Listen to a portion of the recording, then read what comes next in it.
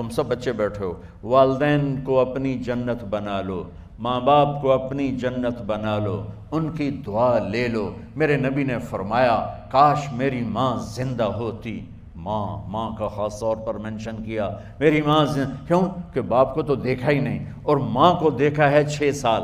میری ماں زندہ ہوتی اور میں عشاء کی نماز کے مصلی پہ کھڑا ہوتا اور میرے گھر سے میری ماں کہتی محمد، تو میں ماں کے لیے نماز توڑ دیتا۔ میرا نبی کہہ رہا ہے۔ اور جب آپ حج پہ تشریف لے گئے اور ابوا کے میدان سے گزرے جہاں میرے نبی کی والدہ کا انتقال ہوا تھا، اس بات کو 57 سال گزر چکے ہیں۔ 6 برس کی عمر میں مدینہ سے نکلے 3 افراد، میرے نبی کی ماں، میرے نبی کے والد کی باندی ام ایمن، وہ بھی ماں ہیں، انہوں نے بھی دودھ پلایا تھا میرے نبی کو۔ 2 مائیں ہیں، ایک دودھ پلانے والی، ایک پیدا کرنے والی، اور ایک میرے نبی ہیں۔ جب ابوا کے پہاڑوں میں پہنچے تو اچانک ہارٹ اٹیک سے حضرت آمنہ 25 سال کی عمر میں انتقال فرما گئیں، اور میرے نبی نے اتنا اس کا غم لیا۔ 6 سال کا بچہ، میں سن 2000 میں وہاں گیا تھا، میرے آنسوں نہیں رکنے کو آ رہے تھے کہ کہاں میرے نبی کی ماں کو اللہ نے اٹھایا، نہ کوئی آسرا، نہ کوئی سہارا، نہ کوئی رشتہ، نہ کوئی جھولی، نہ کوئی چھاؤں، ایسے تنہا یتیم کر دی۔ جب ان کو پتھروں میں دبا کے نیچے اترے، ام ایمن کو سے ہاتھ چھڑا کر بھاگے اور اوپر پہاڑی پہ چڑھ گئے۔ جب ام ایمن پیچھے گئیں تو ام ایمن نے کیا دیکھا کہ ابوا کے پہاڑ بھی رو رہے ہوں گے، آپ ماں کی قبر کو چمٹ کے ایسے اوپر لیٹے ہوئے تھے، قبر کو پکڑا ہوا تھا، اوپر لیٹے ہوئے تھے۔ جب ام ایمن قریب آئیں تو سنا آپ کہہ رہے تھے اماں جی، آپ کو تو پتہ تھا آپ کے سوا میرا کوئی نہ تھا، آپ مجھے چھوڑ کے کہاں چلی گئی، کیوں چلی گئی؟ 6 سال کا بچہ پہلی موت دیکھ رہا ہے تو ان کو سمجھ میں نہیں آ رہا کہ میری ماں کے ساتھ ہوا کیا ہے۔ ام ایمن نے اٹھانا چاہا، آپ نے اٹھنے سے انکار کر دی۔ اس صدمے کو سینے میں لیے ہوئے 57 سال کے بعد، 7ویں دن بندہ رو نہیں سکتا، رونا ہی چاہے تو رونا نہیں آمدا، 57 سال کے بعد آپ اس وادی سے گزرے، اپنے اونٹنی کو ماں کی قبر کی طرف موڑ دیا، اور ان پلرز کو 3 گنا کرو تو وہ پہاڑ بنتا ہے، چھوٹی پہاڑی تھی۔ اونٹنی کو نیچے بٹھایا، اوپر پہاڑ پر گئے، اور یہ مجھے دیکھو، یوں آپ نے گھٹنے کھڑے کیے ماں کی قبر کے سرانے، اور یہ ہاتھ یہاں رکھے، اور پھر سر دیا اپنے گھٹنوں میں یوں، پھر رونا شروع کیا۔ اتنا روئے، اپریل کا مہینہ تھا، دھوپ سر پہ پڑ رہی تھی، ہم تو ٹھنڈی دھوپ میں بیٹھے ہیں، شدید دھوپ میں بیٹھے تھے، اور اس کنڈیشن میں یہ بچوں کا سٹائل ہوتا ہے، جب لمبا رونا ہو تو وہ یوں بیٹھتے ہیں سر اندر دے کر۔ اتنا روئے کہ آپ کی داڑھی ساری آنسوں سے بھر گئی، سینہ تر ہو گیا، احرام تر ہو گیا، اور کئی گھنٹے بیٹھ کے روتے رہے۔ 2 جہان کے سردار ہو کر تمنا کر رہے ہیں کاش اماں تو زندہ ہوتی، تو مجھے کہتی محمد میں تیرے لیے نماز توڑ دیتا۔ اور میرے نبی نے، یہ بچیاں غور سے سنو، میرے نبی سے پوچھا گیا یا رسول اللہ قیامت کب آئے گی؟ آپ نے فرمایا یہ تو اللہ کو پتہ ہے۔ نے کہا یا رسول اللہ کوئی نشانی بتا دیں؟ تو آپ نے فرمایا جب بچیاں ماؤں کو ذلیل کریں گی تو قیامت آ جائے۔ جب بیٹیاں ماؤں کے ساتھ بدتمیزی کریں گی اور ماؤں کو ذلیل کریں گی تو قیامت آ جائے گی۔ ایک ماں بیٹی کو میں بھول نہیں سکتا، ماں کے موٹے موٹے آنسو گر رہے تھے، اور بیٹی ماں سے کہہ رہی تھی بھوک نہیں، ہماری اپنی پنجابی زبان، بھوک نہیں، اوئے ہوئے ہوئے ہوئے، یہ تو ہم نوکر کو کہتے ہوئے ڈرتے ہیں، وہ ماں سے کہہ رہی تھی بھوک نہیں، یعنی بکواس نہ کر، روا کے چپ، صرف آنسو اس کے گر رہے تھے ایسا۔ شاید وہ یاد کر رہی تھی کہ 9 مہینے کیسے اس کو میں نے پیٹ میں پالا، جنتے ہوئے کتنی تکلیفوں سے گزری، اور اس کو دودھ پلاتے ہوئے کتنی راتیں میں نے کاٹ کاٹ کے گزاریں، اور اس کے پیشاب دھوتے ہوئے کتنی دفعہ میں سردی میں ٹھٹھری، اور آج جو مجھے کہہ رہی ہے بھوک نہیں۔ اس لیے میرے نبی نے فرمایا جس نے ماں باپ کو دکھ دیا، سنو غور سے بچوں سارے سنو، جس نے ماں باپ کو دکھ دیا اس پہ اللہ کی لعنت، اس پہ فرشتوں کی لعنت، اس پہ زمین آسمان کی لعنت، نہ ان کی نماز قبول ہے، نہ روزہ قبول ہے، نہ صدقہ قبول ہے۔ میرے نبی کی زندگی کا دوسرا روپ حقوق العباد، نماز حقوق اللہ میں آ جاتی ہے، میں حقوق العباد کی تھوڑی سی وضاحت کر رہا ہوں۔ ماں باپ زندہ ہیں تو دعا لے لو۔ والدین سے کہتا ہوں بچوں کو عزت دو، جہاں اولاد ماں باپ کے حقوق ہیں وہاں اولاد کے حقوق ہیں، اولاد کو عزت دو، اولاد کو عزت دو، اولاد کو عزت دو۔ بہت سی اولاد کی نافرمانی کا ذریعہ ماں باپ بن رہے ہیں، سختی کر کے، زبردستی کر کے اور ٹھونس کر چیزیں نوکروں کی طرح سلوک کر کے۔ میرے نبی کے گھر میں جب بیٹی فاطمہ ملنے کے لیے آتی تھیں تو میرے نبی بیٹھے نہیں رہتے تھے، یا اب چیئر پہ بیٹھے ہوئے بی بی فاطمہ آ گئی، اب زمین پہ بیٹھے ہوئے ہیں بیٹی آ گئی، اب چارپائی پہ لیٹے ہوئے ہیں بیٹی آ گئی۔ میرے نبی کیا کرتے تھے؟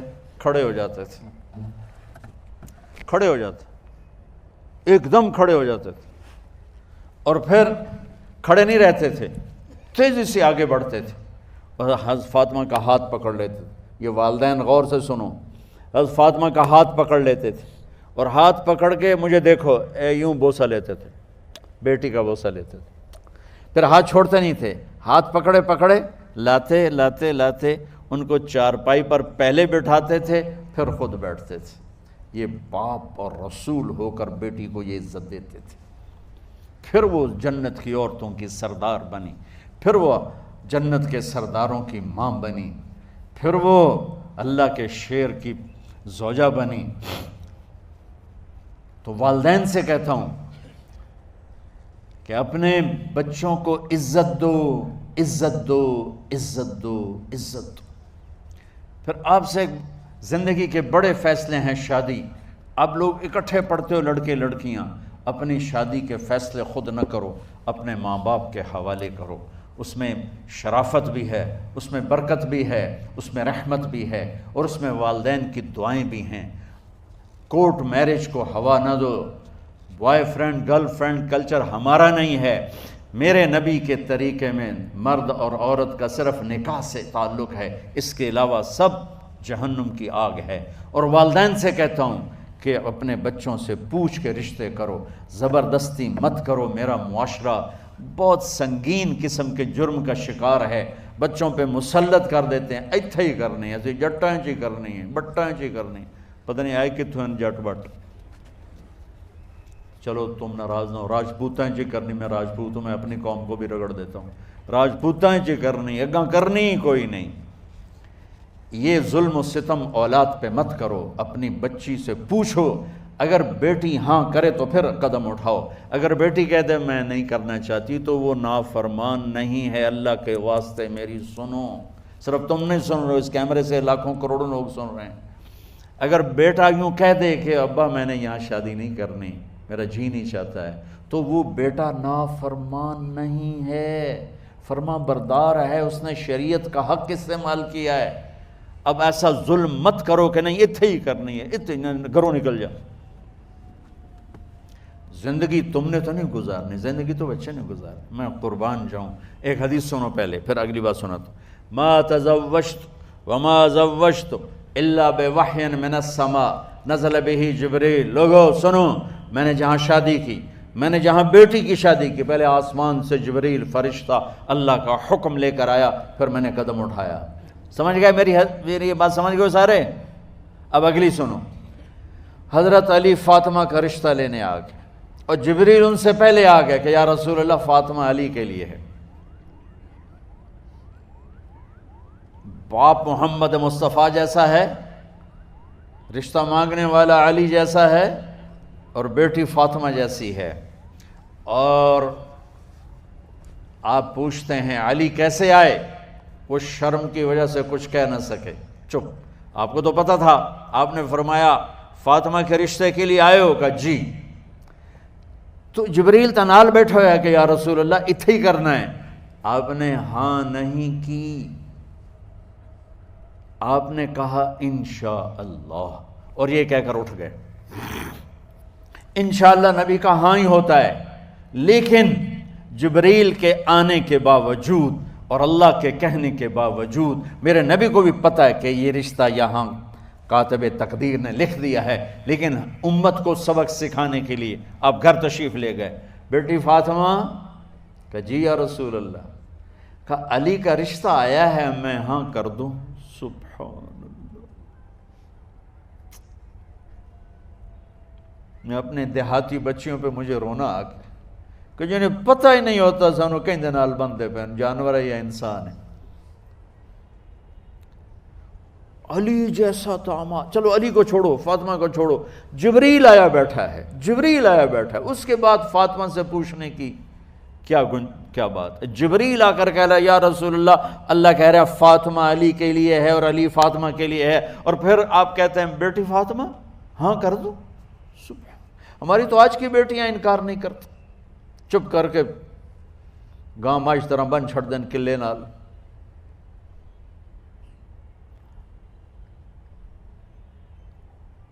کوئی ان کے اندر کے جذبات کو سننے والا کوئی نہیں ہوتا، اپنی انانیت پر یہ فیصلے کرتے ہیں، اور میرا نبی کہہ رہا بیٹی ہاں کر دو۔ سبحان اللہ۔ آپ کا کیا خیال ہے فاطمہ نے انکار کرنا تھا؟ یہ تو یہ بیٹیاں نہیں انکار کرتی تو فاطمہ نے کہاں کرنا تھا؟ لیکن یہ سبق دینا تھا ان والدین کو جو نادانی کے فیصلے کر کے اولاد کو ہمیشہ ایک ٹھنڈی آگ میں دھکا دے دیتے ہیں۔ حضرت فاطمہ رضی اللہ تعالیٰ عنہا نے جب ہاں کی پھر آپ باہر نکلے۔ اچھا مزے کا واقعہ ہو، حضرت علی اٹھ کے باہر نکلے تو صحابہ باہر کھڑے انتظار کر رہے تھے کہ کیا ہوا۔ حضرت علی کو بھیجنے والے تھے عبد الرحمن بن عوف، پہلے ابو بکر گئے تو آپ نے انکار کر دیا، عمر گئے رشتہ مانگا، آپ نے انکار کر دیا۔ عبد الرحمن بن عوف نے علی سے کہا آپ جائیں، آپ کا رشتہ رد نہیں ہوگا۔ کہنے لگے میرا تو ذاتی گھر بھی کوئی نہیں، مجھے کہاں سے رشتہ ملے گا، میں تو بالکل غریب ہوں۔ کہا نہیں تم جاؤ۔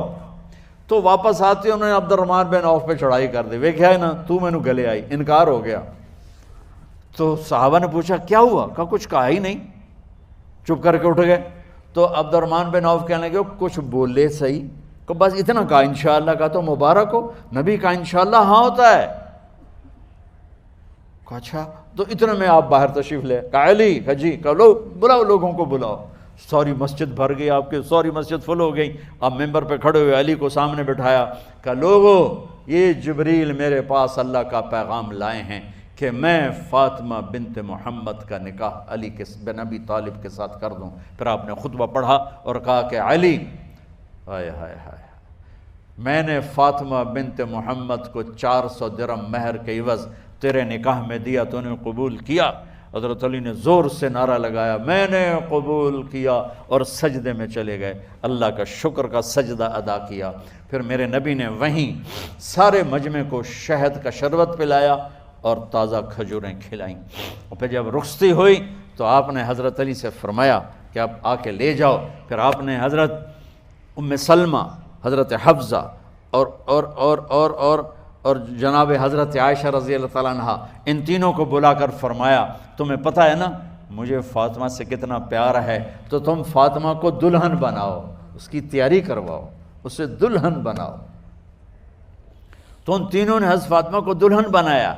پھر آپ نے حضرت علی کو پیغام بھجوایا، وہ تشریف لائے، اپنی اونٹنی لے کر آئے، حضرت عقیل ساتھ ہے، سلمان فارسی ساتھ ہے، اور دروازے پر اونٹنی بٹھائی، آپ علی کو اندر لے گئے اور یوں فاطمہ کا ہاتھ پکڑ کے علی کے ہاتھ میں دے کر فرمایا علی تمہیں نبی کی بیٹی مبارک۔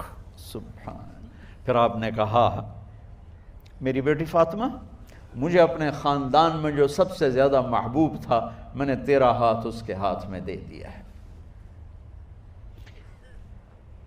والدین سے کہتا ہوں اپنے نبی کی زندگی پڑھو۔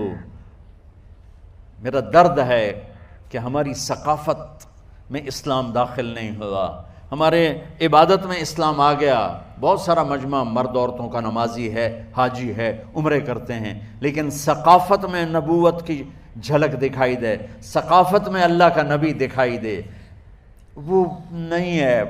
زندگی بیت گئی اس انتظار میں، مدت سے لگ رہی تھی لب بام ٹک ٹکی، تھک تھک کے گر گئی نگہ انتظار آج، پتہ نہیں کب صبح ہوگی۔ چلو کہتے تو جائیں مجھے ہے اگرچہ بت ہیں جماعت کی آستینوں میں، مجھے ہے حکم اذان لا الہ الا اللہ۔ والدین کے ذمہ ہے اولاد کو عزت دینا، ان کے سب سے بڑی خواہش میں ان کا احترام کرنا کہ زندگی انہوں نے گزارنی ہے، اور آپ کے ذمہ ہے والدین کے آگے سر جھکا دینا۔ اللہ کے واسطے کورٹ میرجز اور خفیہ شادیاں یہ نہ ہماری ثقافت ہے نہ یہ انسانیت ہے۔ ہمیشہ دکھ دردوں میں زندگی گزرتی ہے کہ اصل زندگی تو موت کے بعد آنے والی ہے۔ تو والدین پڑھیں شریعت کو، اولاد بھی پڑھے اپنے نبی کی زندگی کو۔ ایک شخص حضرت عمر کے پاس آیا ایک بیٹے کو لے کر، کہا امیر المومنین یہ میرا بیٹا بڑا نافرمان ہے اور مجھے بہت تنگ کرتا ہے۔ حضرت عمر کے پاس لاٹھی ہوتی تو انہوں نے یوں اٹھائی، وہ کہنے لگا حضور معافی دیا جائے، ایک میری گل سن لو۔ آپ نے فرمایا کیا؟ کہنے لگا ماں پیو دے بڑے حق ہیں، بالکل ٹھیک ہے، پر کوئی ساڈا حق بھی ہے ماں پیو تے؟ آپ نے کہا ہاں۔ آپ نے کہا ہاں۔ کہنے لگے ذرا وہ بتا دیں۔ کہا پہلا حق ہے اچھی ماں تلاش کرے، نیک عورت تلاش کرے۔ دوسرا حق یہ ہے نام اچھا رکھے۔ تیسرا حق یہ ہے اس کو قرآن کی تعلیم دے۔